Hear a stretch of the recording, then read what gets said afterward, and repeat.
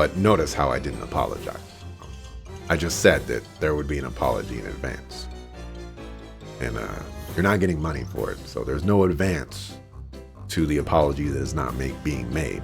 It's more of a statement to let you know that in the future, someone will apologize to you, and it doesn't necessarily have to be me. It can be anybody. You know, your gato can move up to you and just, apologize for you because, they went into the litter box, and instead of spraying all the litter into the box, they sprayed it outside of the box. That's rough times.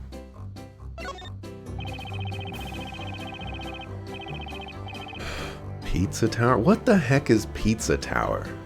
What are you recommending? I don't know that game. You found the arm on the floor pointing upwards, you said. Yeah, I did. Finders keepers, I say. It was pointing straight up at the ceiling. The arm somehow happened to fall down in such a way that it landed upright.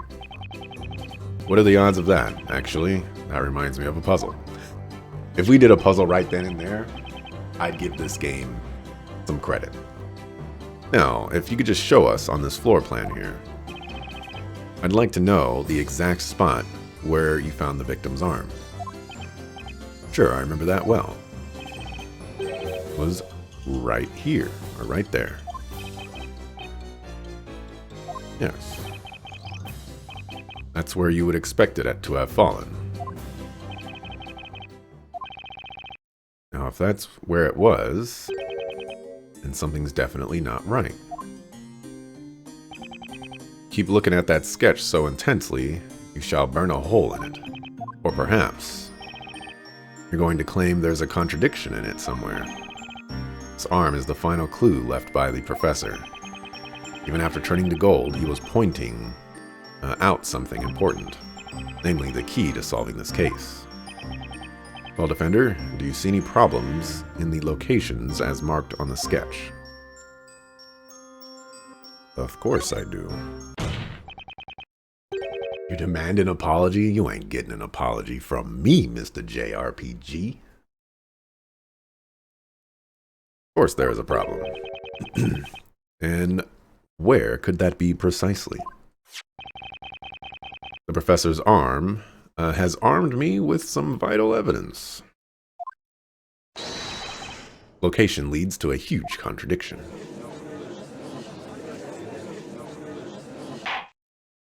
In that case, why don't you enlighten us and show us this so-called contradiction? What contradiction does the victim's arm create?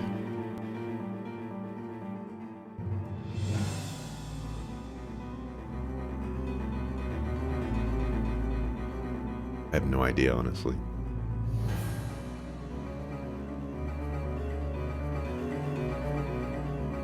But I'm gonna go with this.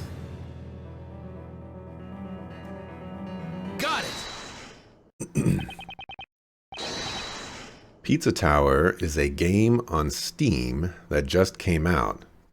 It is heavily inspired by Wario Land, Rocco's Modern Life, and Windows 95. Oh dear. Oh dear. Contradiction is right there, right here.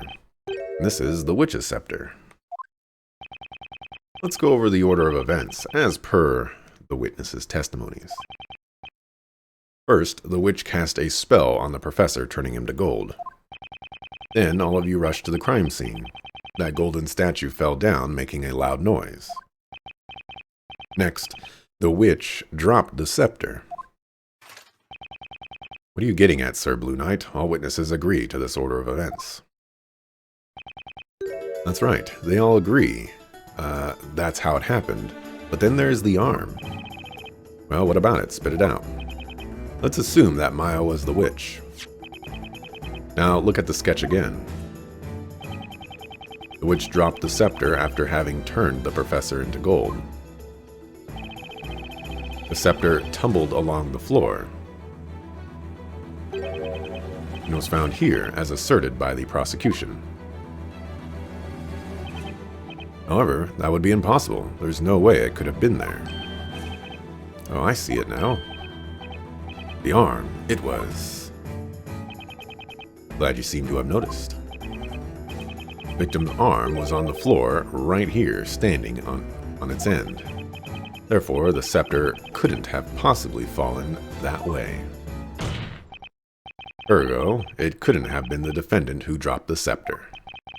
In other words, Maya's not a witch. Oh, alright. Case closed. Case closed. We can all go home and eat some bread, everyone. Order. How can this be? The Inquisition's reasoning has been proven invalid through just one single piece of unusual evidence. Call it Layton's magical touch. The professor sacrificed his arm to leave us just the evidence needed to turn this thing around. That was amazing, Mr. Wright. Professor. Objection! An admirable deduction, Sir Blue Knight. That I cannot deny. Even if we are to assume your reasoning is correct and that girl in the cage is not a witch. Even if? In the many trials I have attended, I have become well versed in certain aspects of magic. I am all too aware of its potential to confuse people, befuddle their minds, and make their memories hazy.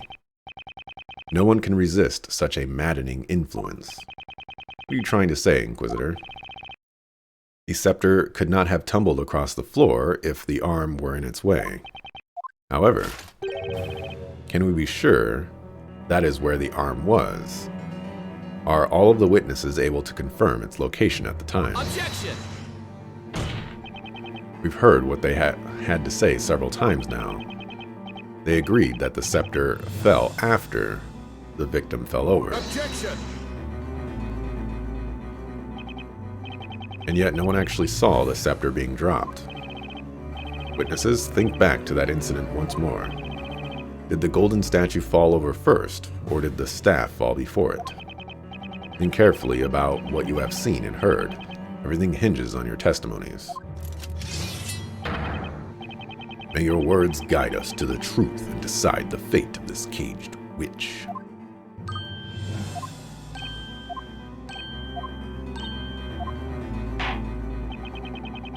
I was about to get ready to leave, but it seems there is need for further questioning. Testify once more, witnesses. Tell us of the golden statue and the Telea Magica. Ain't nobody got nothing to say. I was only focusing on the professor, so I don't remember much else. I don't know, I got there last. Besides, that thing was glinting and glittering away, so I couldn't see much else. Bewitched by love, or beloved by a witch, the poor cove knows not which is which. Dearie me, I remember how obvious it seems now the staff was dropped before the statue fell over. Of course, you're the only one. The only one. Wait a minute. What you all said just now, totally different from your previous testimonies. Or Blue Knight. We're starting to notice it now, aren't you? That is the way of magic, such is the effect this black art tends to have upon those who witness it. The witnesses are not lying, but simply having trouble remembering the truth. What a convenient excuse. Confronted with magic, their brains turn to mush, huh? Ever since our ancestors drank from the fountains of wisdom and obtained the capacity for reason, witchcraft has been the one thing to remain incomprehensible even to the most intelligent of us. Nevertheless, the onus is on us to stand up against magic and pass judgment on these witches. And so here we are doing battle with the weapons of the wise, words. With words we shall pass judgment upon this supposed witch. Defender, you may begin your interrogation to help us arrive at the truth.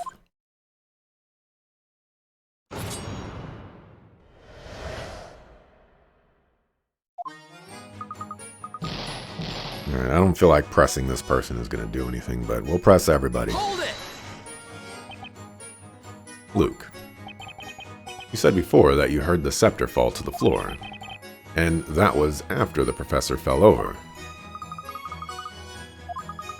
Thought so. I mean, I thought so before, but now, the more I think about it, the less certain that I am that I actually heard it. How could I have been paying attention to anything else when the professor was, when he was? Memories of everything else are too fuzzy. I guess Luke was too shocked to take in his surroundings and notice anything else.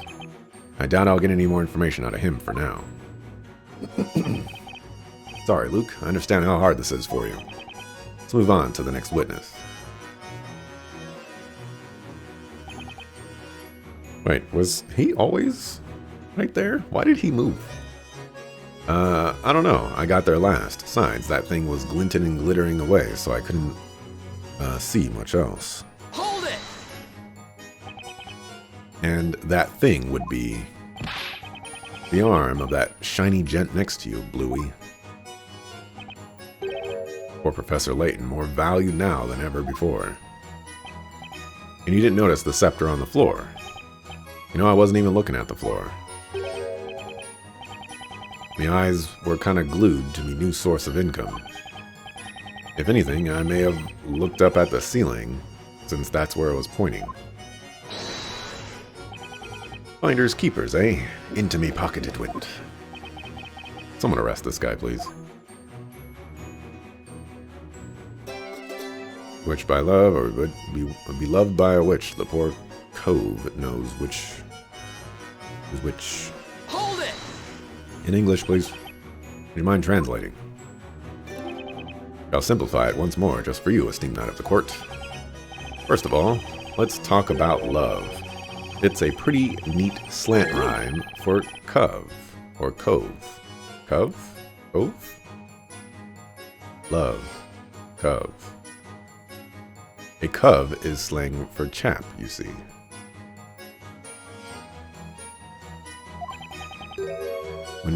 Then we have the word witch, and it's homophone witch. Right. Next we have the delightful consonants of beloved and bewitched. It is ultimately a song about confusion. I'm confused. To be honest, there's nothing more to it. It is merely an artistic expression of my feelings. So it's got nothing to do with this case, does it? I am a well of melodious words and poetic music. That is my only claim. Ah. No way! Oh, dearie, dearie me. What you got? Hang on! Luke, would you like to say something? Sorry, I guess I spaced out for a bit. What is it, Mr. Wright? You seem to be thinking pretty hard about something during Mr. Birdley's song or testimony just now. There's something you would like to share with us. Well, I've been thinking about what Mr. Barnham said a while ago. What was that exactly? That humans who witness magic become confused and lose sight of what's real. And they end up not knowing what actually happened. Well, I was thinking Mr. Barnham might be right. And then it occurred to me that there might be a way. I mean, we do have with us a witness who isn't human. Oh, dearie, dearie me. The situation seems oddly familiar. I asked him earlier if he remembers the events clearly or not. He said he has a memory better than an elephant and remembers everything perfectly well. Well, that's right. I almost forgot Luke can talk to animals. Mr. Wright, I know it sounds crazy, but please let me try. Let me ask Cracker to testify. Oh, dearie, dearie me. Could I? Stuck now anyway, and the witnesses' testimonies are all over the place. New testimony would be a wild card, but it might be just the thing to turn this trial on its head. But it's a crazy idea, all right. If I make a mistake now, it'll put me in the tight spot. Bender, are you still with us? This is not the time nor place for daydreaming. What do you intend to do? Man, voice is going out. It looks as though you've exhausted all means of a counterattack, Sir Knight in Blue. Is it not time You drop your sword. You have no further questions for the witnesses, Defender, and I will consider your interrogation finished. What will it be then? Are we finished here? Got 0 time to think it over. Better make a choice now. Can I summon the parrot as a witness? Alright. I know everybody's gonna think I'm crazy here. You know? Let's hear the parrot's testimony. I'm gonna use a hint coin here. I think the obvious answer is let's hear the parrot's testimony. The problem, though, is the game has already referenced prior that Luke talking to animals is akin to witchcraft. And I feel like that would set us up into a very poor thing. Now, it's not necessarily, this doesn't necessarily mean that Luke is going to talk to the parrot. Parrot could just give us its account. But even though the answer is incredibly obvious in game terms, in non-game terms, you know, it's not so simple. You see my line of thinking here. Suddenly, Luke is like, oh yeah, let me just talk to this bird real quick. You know, okay, what happened? Oh, this is what the bird said. And then suddenly people are like, yo, you're a witch. And now we have to win this case with Maya, and then we have to win the case with Luke. It's insane, I know. Your Honor, the defense would like to summon a new witness. A new witness, you say? Who do you have in mind? The witness you all know by the name of Mr. Cracker. Mr. Cracker? I know of no man by that name. We were just talking about this other. Mr. Cracker. Defense summons its new witness, Mr. Cracker the Parrot. Parrot as a witness. Fail to see the issue with a game that featured influence from Wario Land, Rocco's Modern Life, and Windows 95? 3 cool things in one? Alright. Boot up Windows 95 today and tell me that Windows 95 is cool. I don't think you can. Just me, though. I don't think I could. Windows XP? You got me. Windows XP is the bomb diggity and will forever be the bomb diggity. Windows 95? Oh no. Okay, fine. 2 cool things. I don't know anything about Wario Land. Is that oh wait, is Wario Land a platformer? WarioWare is like the crazy minigame ones.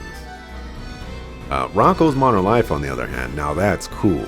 The coolness of Rocco's Modern Life probably makes up for the lack of coolness that could be associated, if possible to be associated, with the other 2 things there.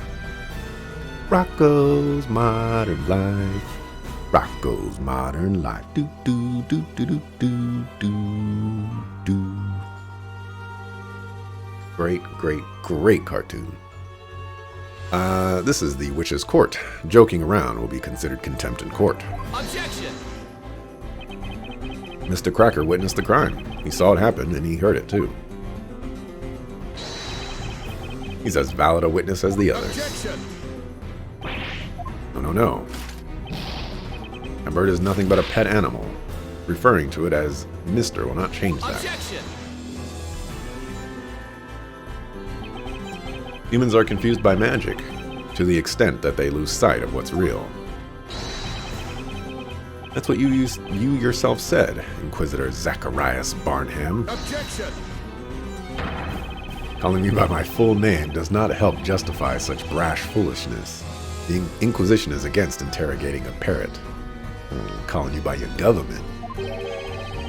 By the way, kind sirs, I suppose you should know that my dear companion never forgets a sound he hears. He remembers everything he hears, huh? It's definitely worth asking Cracker to testify. Court sees the situation as follows. The witnesses' testimonies do not hold together. In fact, they are as erratic as that bard's songs. I cannot see this trial getting any more confusing. Very well. The defense may summon this avian witness. Can you believe it? What's up with Mr. Blue Suit summoning a parrot as a witness? Summoning? Does he mean like how the familiar was summoned? By hook or by crook, I'll do whatever I can to save Maya. Be it summoning a parrot or a familiar, whatever it takes. Within the boundaries of the law, of course. Wario Land is the platformer one? Okay. Yeah, Rocco was fantastic.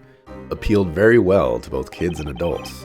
I don't know about that, you know. I was in my younger years when I did that. Alright, witness, state your name and Not so fast. I hardly even know where to begin, but first of all, what's the matter with that boy? Looking so pleased with himself. He looks like the cat that got the cream. Oh, that'd be me, wouldn't it? Don't mind me. Think of me as a perch for a cracker, that's all. And just what is the purpose of questioning a bird? A parrot may be able to repeat what others say, but it cannot talk on its own. Objection! It's precisely because Cracker doesn't talk in his own words that he's certain to tell us the truth. What? Cracker remembers every sound he hears, even just the once, with absolute perfection. So let's have him testify exactly to what he heard. And if Cracker can repeat every sound, I'd say this should be a valuable testimony. Cannot believe this is happening. It is kind of crazy. A witness that cannot talk will not lie either. This idea is much to my liking. Well then, may our new witness Cracker testify to the court. We wish to know exactly what you heard from the beginning of the incident.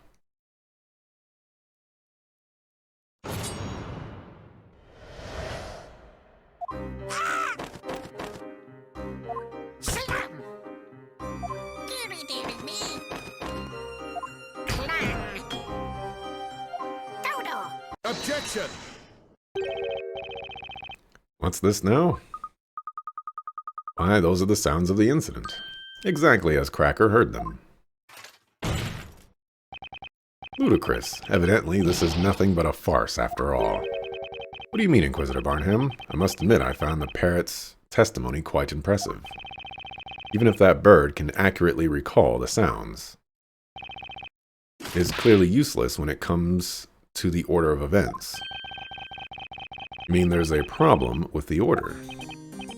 First, the witch used magic to turn the victim into gold. Then the witnesses arrived. It is reasonable to assume they cried out in terror when they did so. And yet, this testimony does not accurately convey such an order of events. It starts with a sudden scream, followed by the door abruptly opening, and then a witness crying out. Next, we hear the victim having turned into gold falling down. So far, so reasonable. But the real issue is as follows. Parrot seems to think the witch cast her spell after the witnesses entered. Such a suggestion is inconceivable. I don't think that word means what you think it means. The reason is simple. At that time, the victim had already been turned to gold. Indeed, it is as you say, Inquisitor Barnham. Parrot's capacity for imitation is excellent. I will concede that its testimony does have some entertainment value. However, this animal's testimony cannot be allowed to stand as proof in this honorable court of law.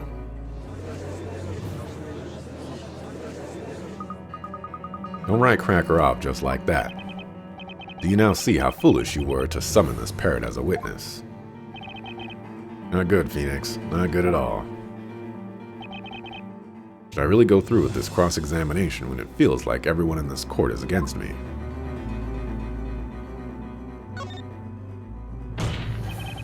I don't know, why do they bring up those choices? Like, what is actually the point of bringing up those choices? Oh, do you want to get a game over here? Or do you want to not get a game over here? It's like, it's pointless. The defense wishes to cross-examine the witness. What? Are you serious? Did you not hear what I said? Are you choosing to ignore my words? A witness that cannot talk cannot lie either. This parrot's testimony is the naked truth. He's simply repeating the sounds as he heard them.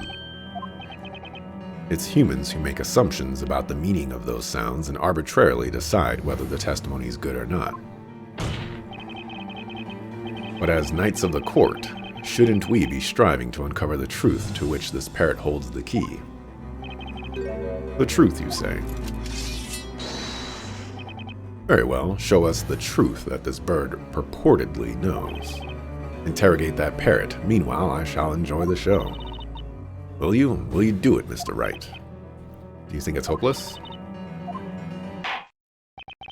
Defender, you may interrogate the witness. You seen the amount of innuendo in Rocco? Rocco worked for a sex hotline briefly. And Heifer went to the underworld once. It's been a while since I've seen Rocco's Modern Life, so it doesn't surprise me that it was, I guess, a little more raunchy, I guess is maybe the correct term.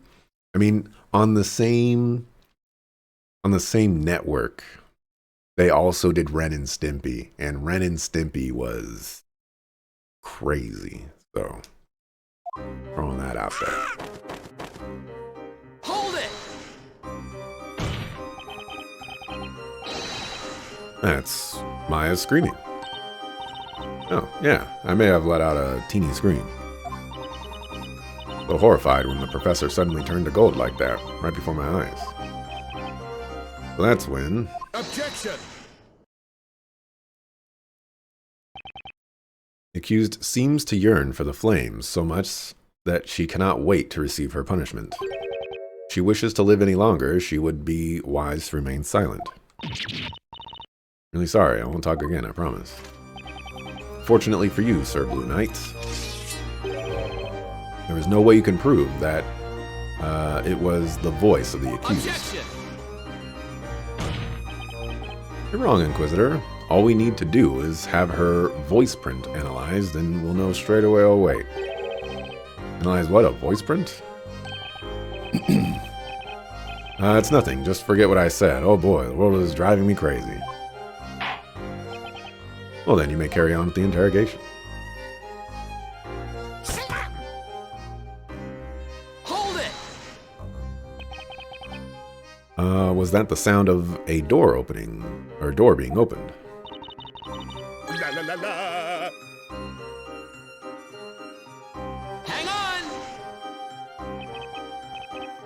Excuse me, Mr. Birdley.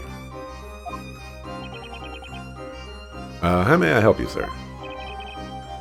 I'd been meaning to ask this before, but why are you still on the witness stand?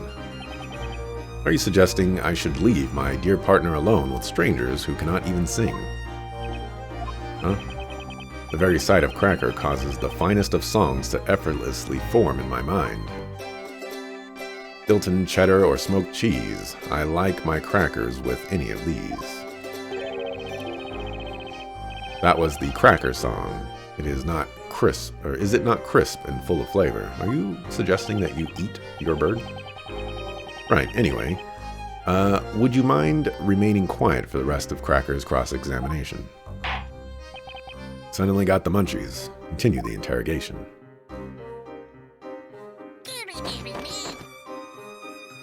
Hold it! I think we can all agree this sounds like Miss Primstone, right? When we entered the room, we all kind of reacted in surprise. Hang on! Mr. Birdley, can I ask you something? So many questions for Birdley the Bard, but most of them I shall disregard. I have felt your keen gaze upon me for a while now, and you can't help admiring me, can you? The statement you heard earlier, was there anything you'd like to comment on? I wonder if there was, my peerless companion. What do you think? Hang on, hang on, hang on. Oh, Mr. Wright, he's imitating me perfectly. How adorable. I got love for the bird, and I feel like it's mocking me. Carry on with the interrogation. This guy's just gonna get me in trouble. Hold it! That must be the sound of the professor falling over, I guess. La la la la! Professor. Hang on! Birdly.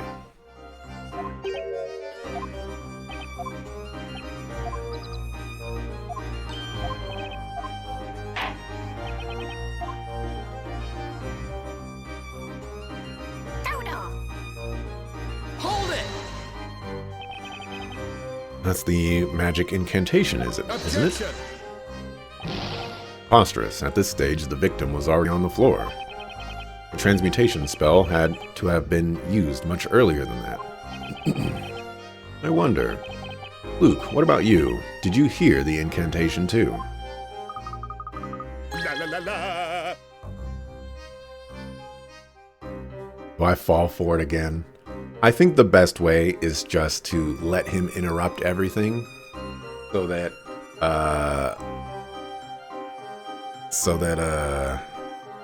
you know what? Screw you, dog. Sorry, I can't seem to remember. Alright, now we'll go over to you. Hang on! Birdly. Alright, can I just go back to you? Hang on! I have a question. Please don't disturb me right now. I'm busy. My goodness. Haven't noticed anything yet. Well, I guess we better leave him to his thinking. Carry on.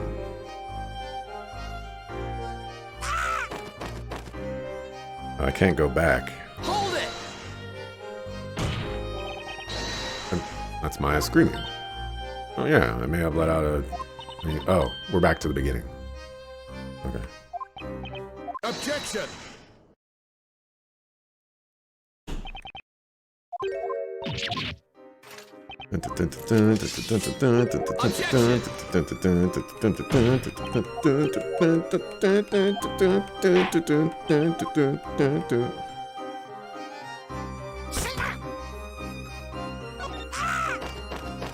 Hold it! Oops. Why did I do it? I know what happens on this one. Can I just... No, I cannot. I'm sorry, everybody. I own a book from the... Or you own a book from the creator of Rocco's Modern Life. The reason Rocco is a wallaby is because the creator walked by a zoo once and saw a small wallaby minding its own business, as opposed to the loud monkeys and elephants nearby. Hence why he thought a wallaby would be the perfect type of animal to insert into the eye of a hurricane called life. The strangest things occur, don't they? With the door being opened. La la la la! Seems to be saying, don't ask me, mate.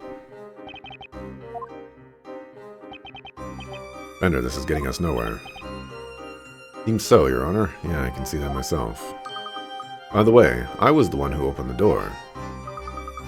I was worried about the professor, so I barged right into the room. Or Luke.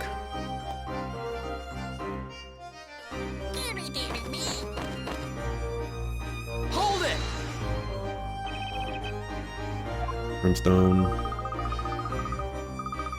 We all kind of reacted in surprise. But I guess the teacher's voice stifled all the rest. Miss Primstone is known for her stentorian voice of authority. What the heck does that mean? Allowing her to easily rise above the chatter of unruly children. Her voice would still be ringing in the pupils' ears long after a class had finished. Ah, that takes me back. Only Maya's scream was as easily recognizable. Alright, let's move on to the next sound.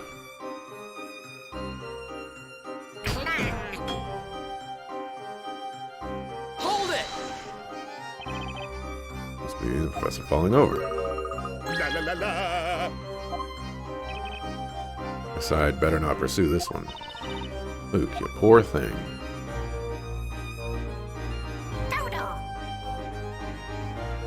Hold it! Magical incantation. Preposterous. Much earlier than that. I wonder. Did you hear the incantation? La la la la! Alright, I can't seem to remember. After I saw the professor in that state, my memory of what happened next just isn't clear. Sorry, Luke. I know this is very painful for you. Anyhow, the important thing is that incantation. Somehow I get the feeling there's something odd about it. It doesn't seem quite right. Do you think there's anything important in Mr. Cracker's testimony? There does seem to be a fundamental problem with that, and what he repeated. Why would the incantation come after the professor was turned to gold? But Mr. Cracker can't tell lies, right? Yeah, he can only repeat the sounds he's heard. Maybe we're misinterpreting Cracker's testimony. For the time being, let's have another look at the court record in Grand Grimoire. Of course. La la la la. Alrighty. Transmutes the caster's target into solid gold. That will transmute the closest target within range.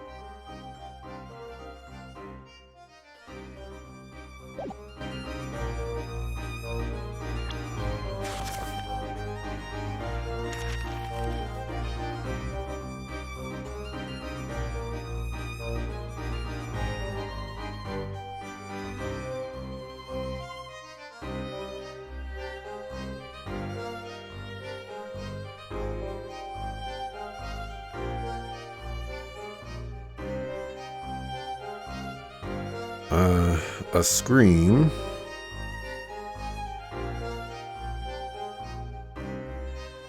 Door opens.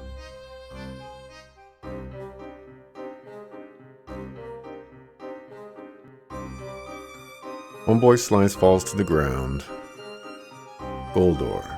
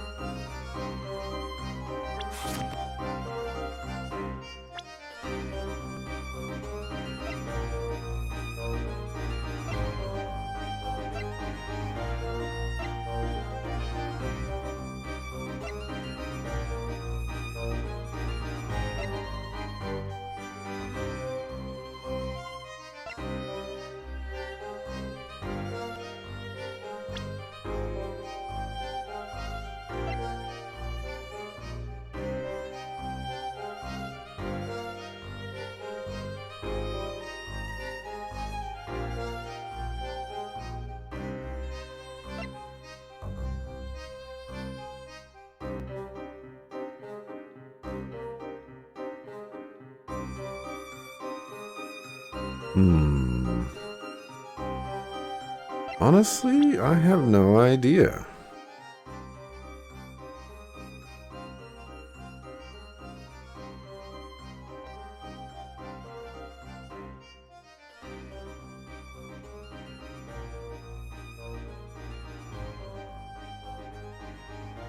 I honestly have no idea.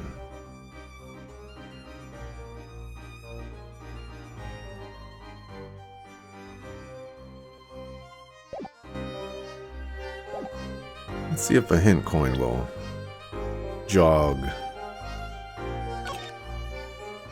Let's forward.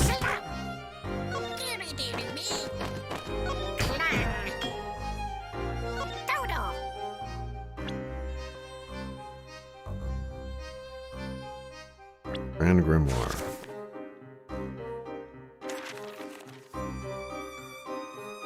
And you want me to present a spell.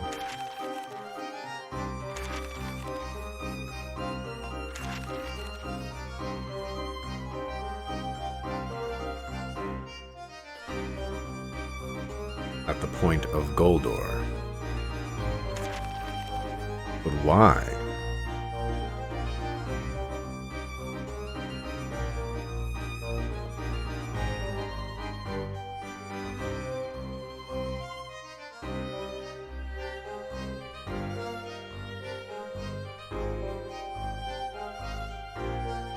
Guess.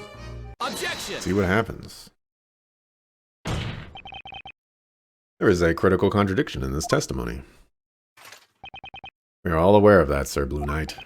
See, this is exactly why I was so unsure of this. It's like, yeah, the parrot says Goldor is said there, but how does that push this case forward? This contradiction is between your so-called desire to find the truth and the fact that you are interrogating a parrot. It's not what I'm talking about, Inquisitor. There is a contradiction here that makes one thing particularly clear. The fact that we have clearly all made a wrong assumption. How so? Luke, can you ask Cracker to repeat the incantation once more? Right, you are. Goldor. Goldor.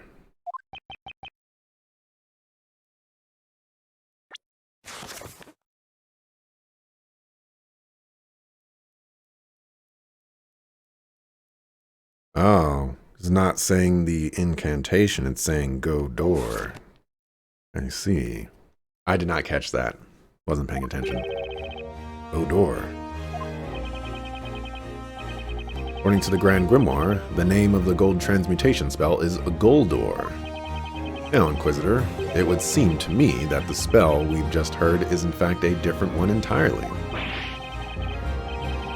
Well, I never. Unbelievable. Goldor and Godor. Objection! This is ridiculous. That wretched bird must have misheard the incantation. Objection! Cracker is able to imitate sounds perfectly. The incantation was indeed misheard, but only by the people hearing it. Objection! The victim was found already in his golden state. That is proof enough that the Goldor spell was used. Objection! But you're forgetting that Cracker heard this incantation after the spell had already taken place. Which makes it entirely possible this Goldor spell was used as well. In other words, another spell besides the gold transmutation magic must also have been used. Another spell that we haven't yet considered? Now the next question that needs to be asked is, just what is this Goldor spell? Objection! Utter foolishness, this is absurd. As convenient as it would be for you, there is no way that a spell by the name of Goldor exists. Oh, Mr. Wright. What is it? I found it, the page about the spell, Goldor. It's listed in the Grand Grimoire right here. It exists? What? What is this madness? Order, I demand order. Just like I thought, Cracker remembered it exactly. But then, what kind of magic is this Goldor? Oh, my lord, the Grand Grimoire describes it in the following way.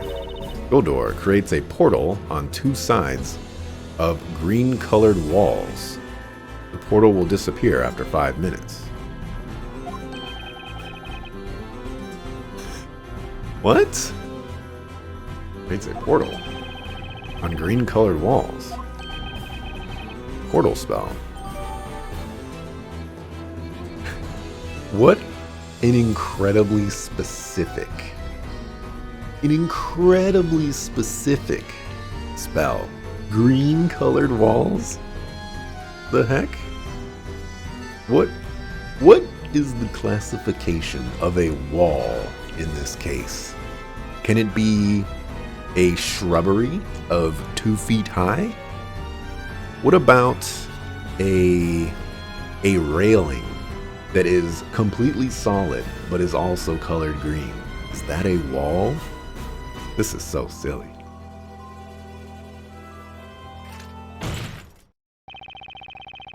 Aren't you a lucky man? It appears even the Grand Grimoire is on your side. However, there is a fatal flaw in your explanation. Huh? What flaw is that, Inquisitor? It is really quite simple. Think back to how the alchemist study looked at the time of the incident. Do you remember any green walls? Because I do not. There were none. All the walls there were coated with white plaster. In other words, it was impossible to use Goldor in that room.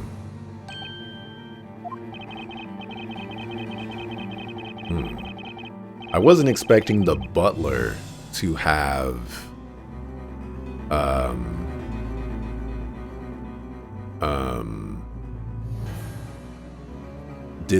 have done this.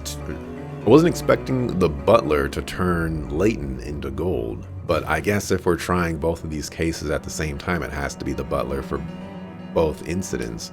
I have the butler for the murder of Belduke, but this? I too have visited the alchemist study since the incident. I remember very well that all the walls in the room were a dull shade of white. Your little theory was interesting, Sir Knight in Blue, but it has proven to be nothing more than that, a mere wild guess. As long as you cannot prove that this Goldor spell was used, your little theory shall be considered no further. In all honesty, I was very surprised to learn of such a spell's existence. However, as long as it was impossible to have used this spell at the crime scene, your deduction leads us nowhere. Let me ask you now. Yes, Your Honor. Do you perchance have any proof that you could show us? Can you prove that it was feasible for the witch to have used Goldor in that room? This is no coincidence. That spell must have been used in the crime scene, but do I have the proof that it was even possible? Of course I do. Think I forgot? On my mind for a while, that inexplicable mark. It has to be the evidence that ties up all the loose ends. The defense wishes to present evidence. Possible. The determination in your eyes made me think you would.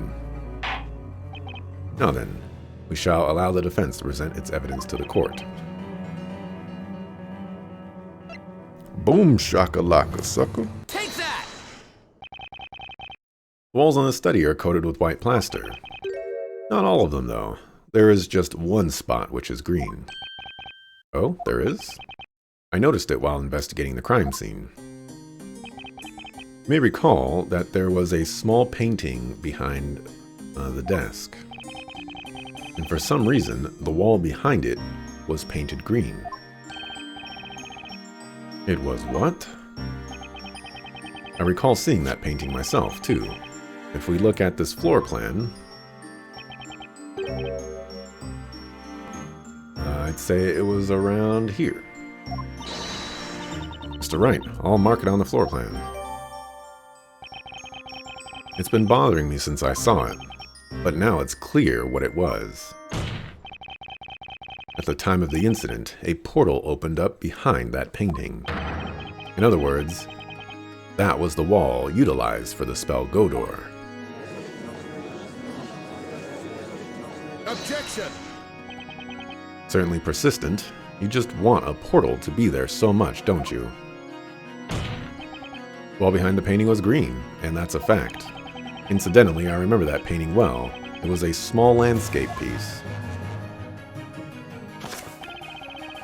About the size of, say, an open grand grimoire. Yes, it was about that size indeed, a small, adorable picture.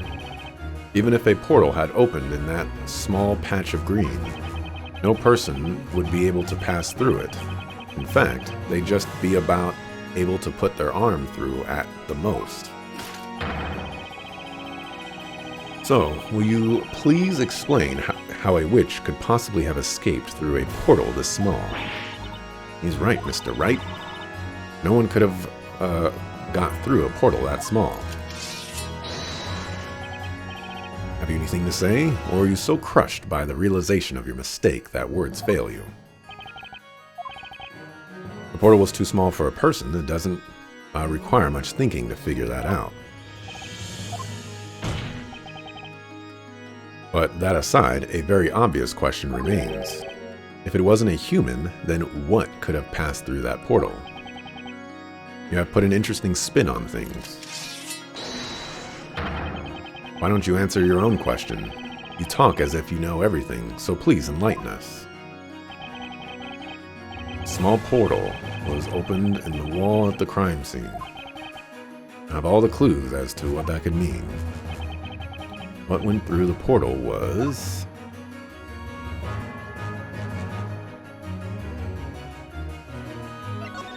something else. I thought they were going to let me present the staff right there, because that's what I'm going to say.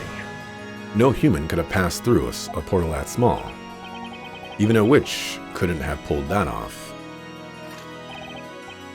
So, are you finally forsaking your mistaken assumptions? I haven't finished, Inquisitor. The fact remains that something else could have passed through that portal. Oh, and just what would that be, Sir Blue Knight? The portal was created after the professor had been turned to gold. The witch had a good reason behind that. She must have had to move something through that portal. You have captured my curiosity. I'd like to know what passed through the portal.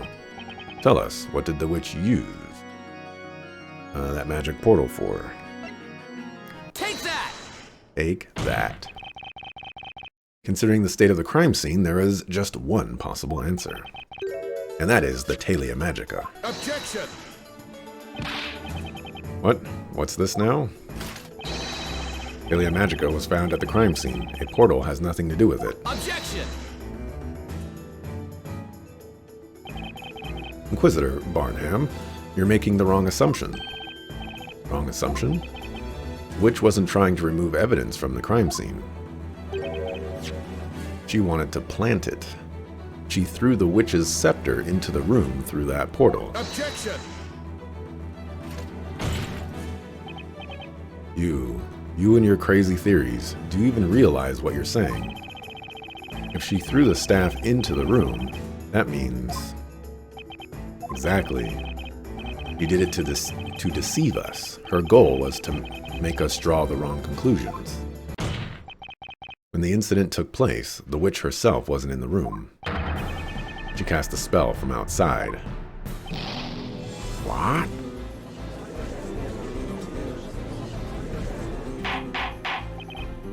Order. And that's not all. There's even more proof that the staff was thrown into the room from the outside. What proof? Proof is none other than Professor Layton's previously severed right arm. Victim's arm? How does that prove anything? None of the witnesses have testified they saw the witch's scepter. However, a few of them claim to have heard it rattling across the floor. That's right.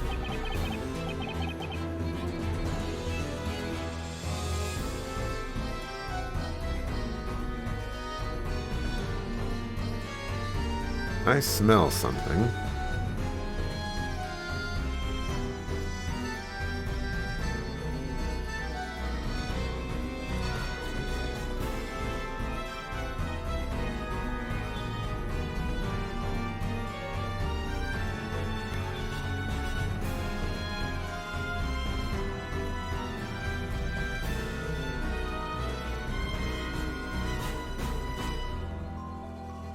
It's not something I should be smelling.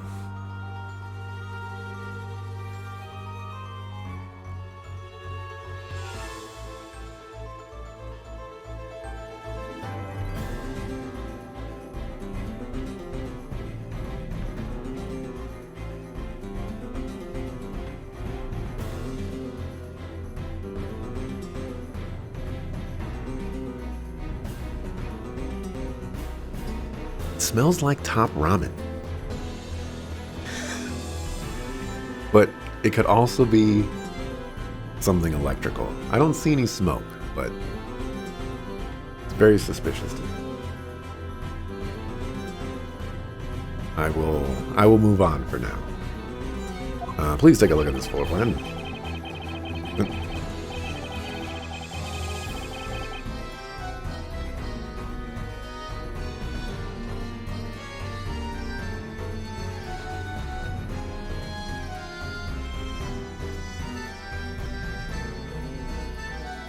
I can only smell it right here. Very strange. Since the arm was standing upright here, we know the defendant couldn't have been the one to have dropped the scepter. Now think about it. Where would you need to drop the scepter from in order for it to end up here? Oh. That's right. Scepter could only have come from the small portal created by the spell Goldor.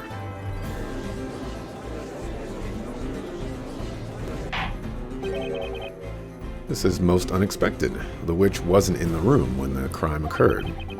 Or at least, that's the defense's claim. The only thing that explains all the contradictions we run into. Objection!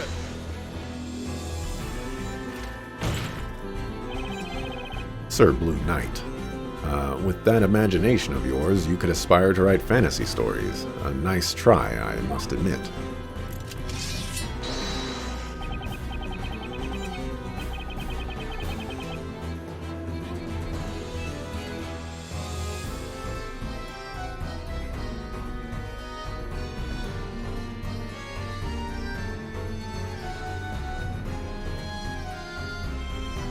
This...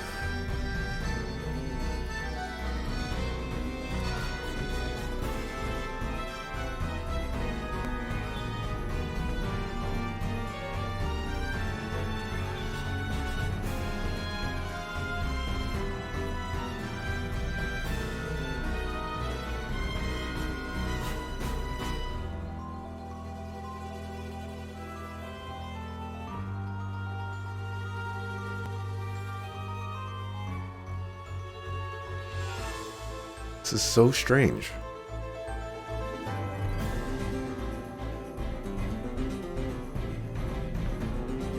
It's like it's right here.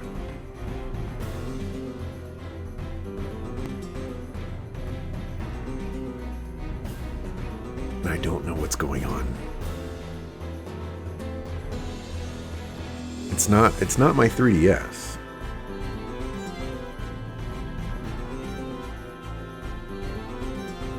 It is not the 3DS.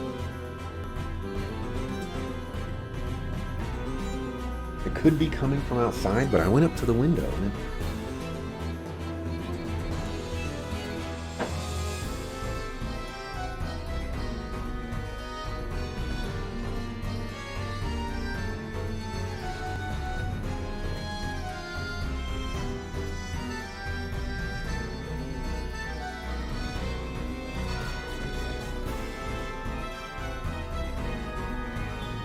Alright. I think I might know where it's coming from. But I'll move on. Sorry for the distraction. However, this line of assertion is futile.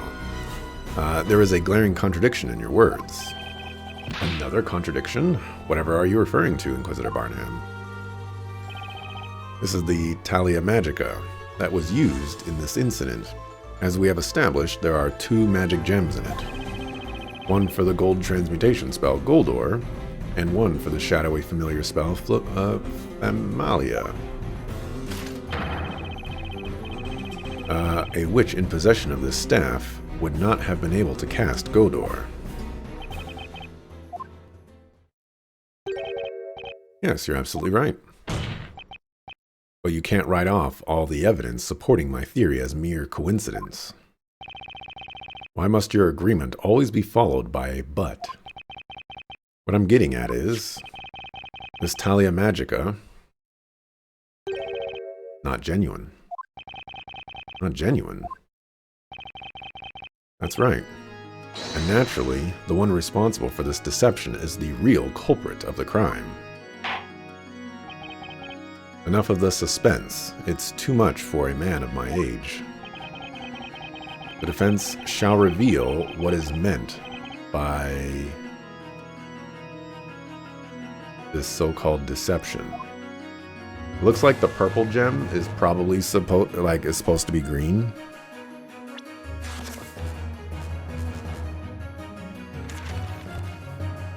Oh, maybe not.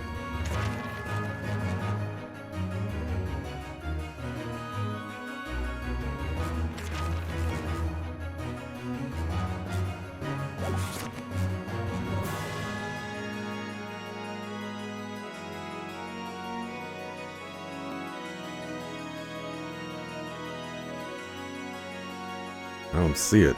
I don't remember the other one. I mean, this is kind of suspicious down here. It doesn't go all the way through, but I have no idea.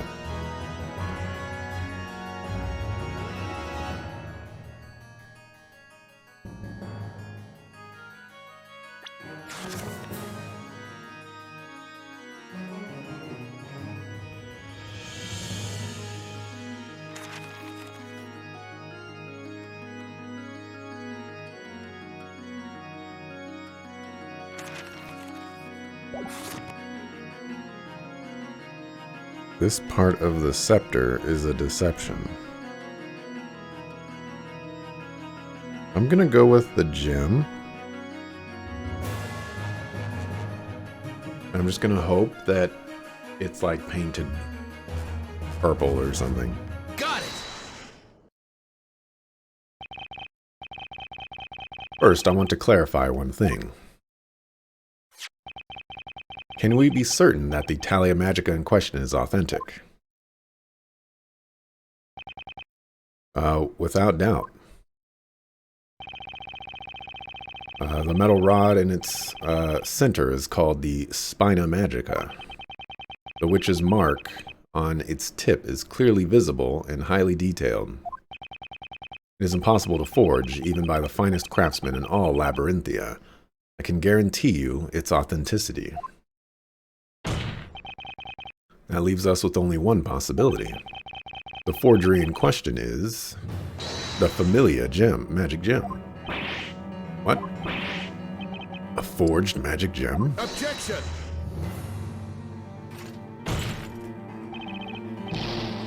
That is an insult to our investigators. Objection! Only witches can use the power of these magic gems, can't they? Well, tell me, how can you know whether a magic gem is the real thing or not? Objection! We'll get body. Hold it there. We know for certain that the spell Goldor was used. It is undoubtedly not forged. But what about Mamalia? Did anyone actually see a familiar at the crime scene? That's 3 months ago when an investigation was carried out into Sir Belduke's death. The results yielded the following conclusion. The spell Familia had been used to summon a familiar, which in turn carried out the murder. And the witch used exactly that to her advantage. Another similar incident at the same crime scene, don't you think that would be the perfect opportunity for the witch to frame the defendant for her crimes? The defendant would be blamed for both the professor and Sir Belduke's deaths, and she'd be taken for the real witch. Airplane.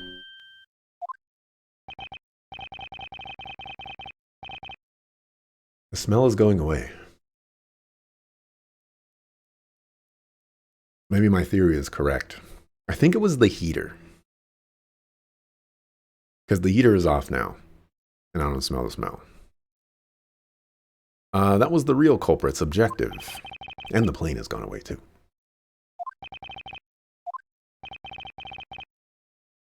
How many defendants have I bailed out already? Just one. Just one. And it was the same person both 2 times. Or I had defended 2 cases and it was the same person both times. Apparently. There is a chapter in the Magic Archive, an old collection of tales of the occult, about the way to test whether or not a magic gem is genuine. How can we test it, my lord? It is very simple. A genuine magic gem is composed of a mineral with a density lower than that of pure water. All you need to do is see if the magic gem floats on water. That is simple indeed. All non-magical minerals in our world, with the exception of sepiolite and a few other special kinds, sink in water. These eerily sparkling magic gems, however, will never sink when put into water.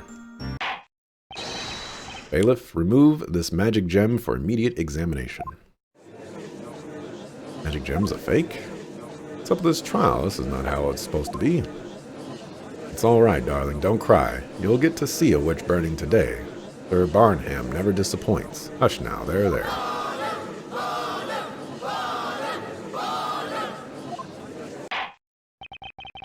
Defender. If your theory is correct, this could be the biggest occult crime in history. But another important question remains. I wonder if you can answer it. Who is this supposed real witch that threw the Talia Magica through the portal? A real witch, there's only one person that comes to mind. Frankly, I still find it hard to believe, but the only possibility. Once I indict her, there'll be no turning back. Knowing the consequences, should I give them her name? Mr. Wright.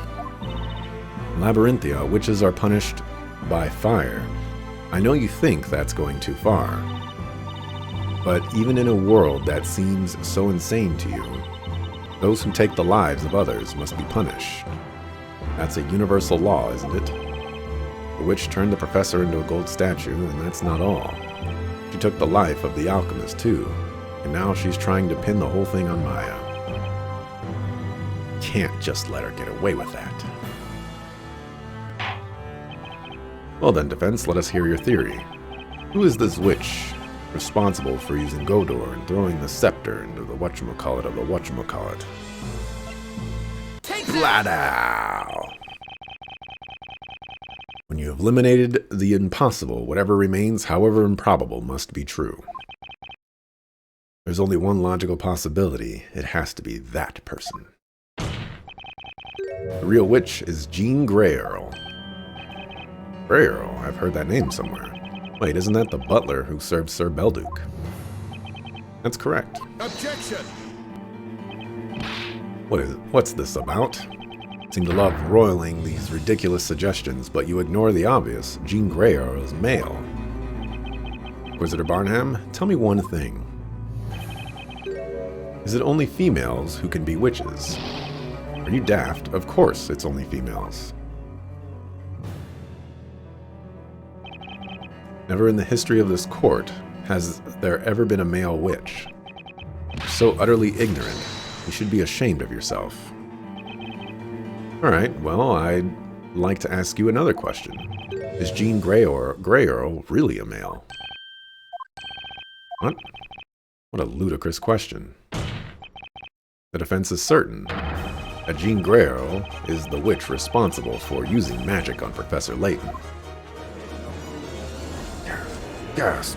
Gasp! Objection! You stop fooling around.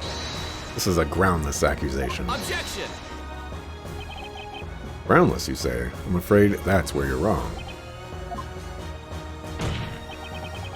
At the time of the crime, Jean Grey Earl was in the room next to the alchemist's study. And one of the walls in that very room was painted green. It was? What's more, that green wall was the one adjacent to Sir Belduke's study. What? This is madness. No, this is Labyrinthia. Inquisitor Barnham, quickly have the butler summoned to the court. Have Jean Grey Earl brought here immediately. Certainly, my lord, it shall be done.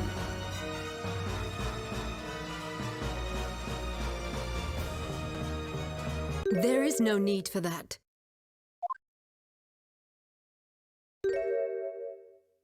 I am here. I shall come down right away.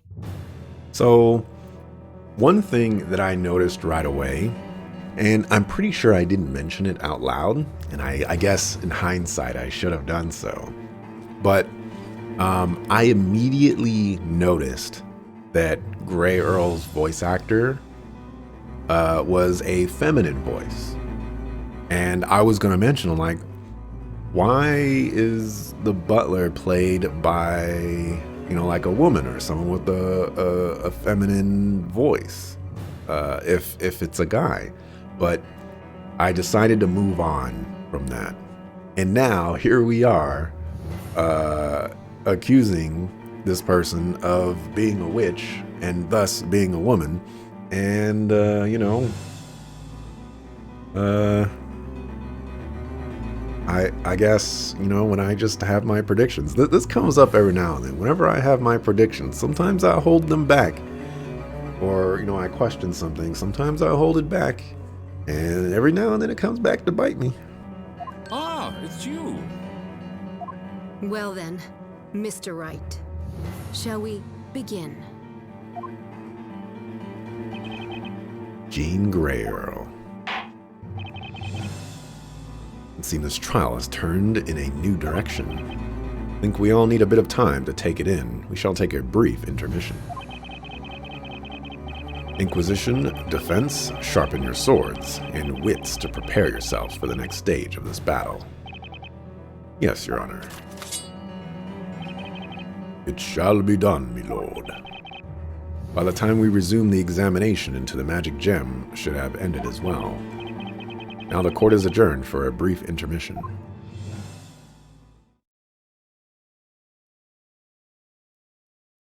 This is Labyrinthia. Watch Leonidas burst in. Yup. He's on his way. Okay. It seems like I should probably end it here. Let's see. This part of the case took me 2.5 hours. The next part of the case could potentially take 2.5 hours. So I should probably call it quits here. And not whatchamacallit.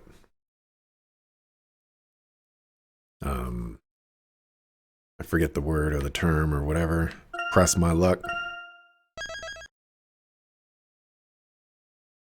All right. So, I'm going to call it here for today. If the next case is 2.5 hours, that puts me at 12 o'clock. My brother's got to eat, okay? I got to cook some food. I have some chicken fajitas. And I got to make those chicken fajitas. And, you know, I got to cook them. I haven't even figured out how I'm going to cook them. Am I going to cook them in my skillet? Am I going to put them in my pot? And then I'm going to put rice in it. And it's just going to be really good. You know, I got to figure that stuff out. So, I'll be back tomorrow, 7 a.m. Pacific, to continue with this case and out Jean Grey Earl as a witch. Food is overrated? All right, relax, Mr. JRPG. You've been spouting a lot of crazy things today, but that one I just can't stand for. You're telling me that tacos are overrated? I don't think so. All right. Maybe we need to try you for being a witch. Spouting a bunch of nonsense over here. You only made like 3 comments? All right. You know I can check chat history, right? You know I'm capable of doing that. Morning. I demand an apology. So I would like to point out a golden opportunity for a pun. Food is overrated. I only made like 3 comments, lol.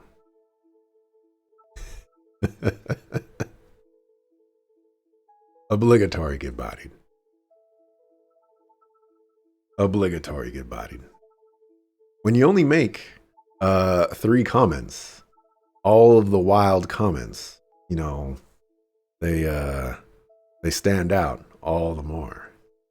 Like, I demand an apology. Anyways, I guess I've ended this. Whatchamacallit. I'll be back tomorrow, 7 a.m. Pacific, to continue with some more Professor Layton versus Phoenix Wright, Ace Attorney. I guess I should check if anybody is streaming. You know who I haven't checked? Oh, well, never mind. Well,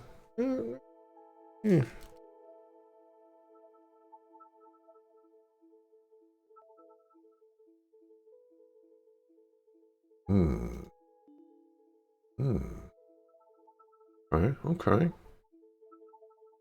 Let's raid. Haven't raided someone in a while.